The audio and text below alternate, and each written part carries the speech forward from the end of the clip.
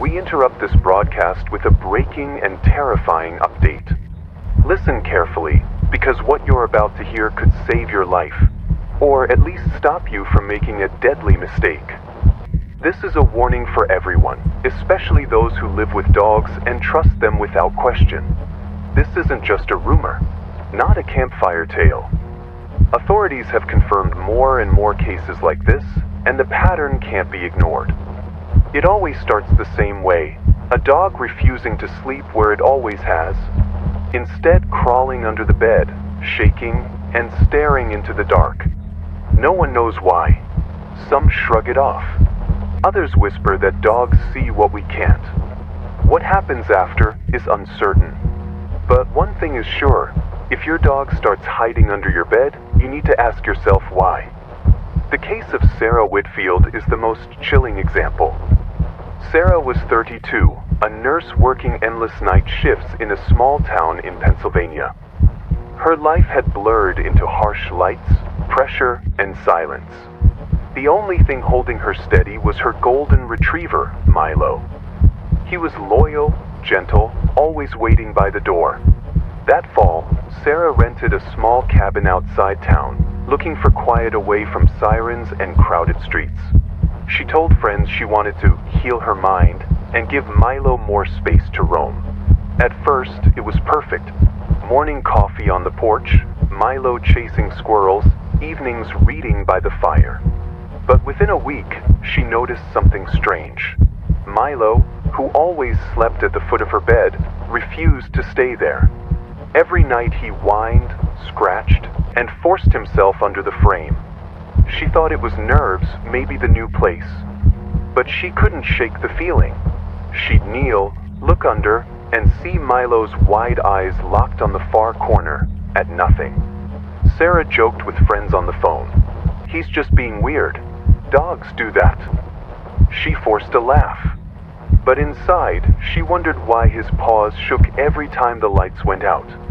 Nights grew heavier. Sarah woke at 3:12 a.m. to Milo growling, his body stiff beneath the bed. The sound was deep, guttural, nothing like him. She whispered, "Milo, it's okay," but he wouldn't move. His eyes stayed fixed on that corner. Then came the sounds. At first faint, a dragging, like cloth sliding across wood.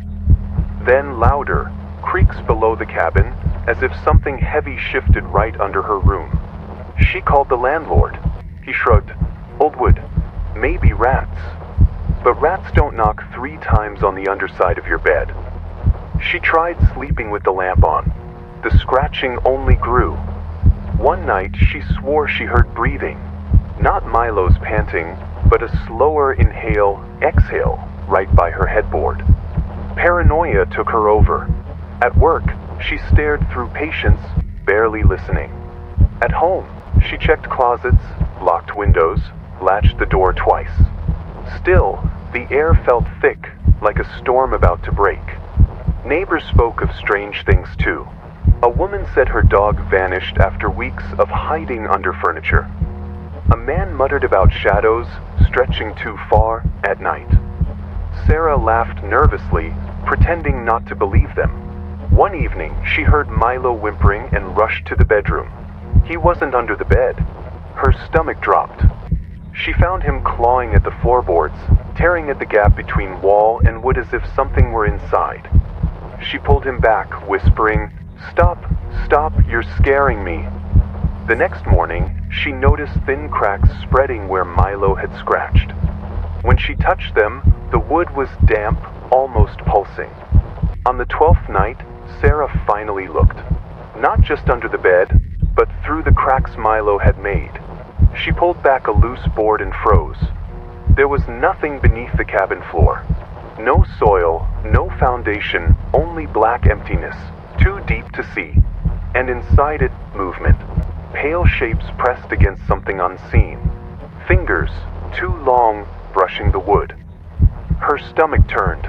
She slammed the board back, heart racing, Milo barking like mad. Suddenly, it made sense.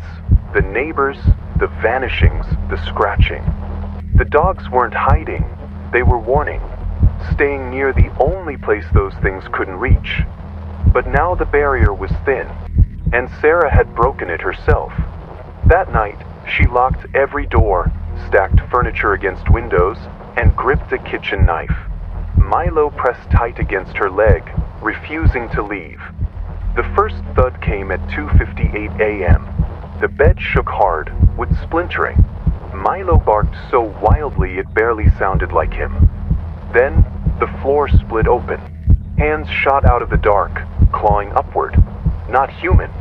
Fingers bending wrong, too many joints, nails cracked and black.